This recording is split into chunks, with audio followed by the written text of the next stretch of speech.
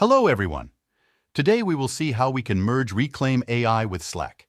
If you don't have a Reclaim AI account, you can simply sign up for free using the link in the description. To merge Reclaim AI with Slack, let's start by signing up for Reclaim AI. If you're already a Reclaim user, simply log in to your account. Once logged in, head over to the home page of Reclaim AI. Then on the left sidebar, navigate to Settings and click on the Integration tab. Here you'll find the option to connect Slack with Reclaim AI.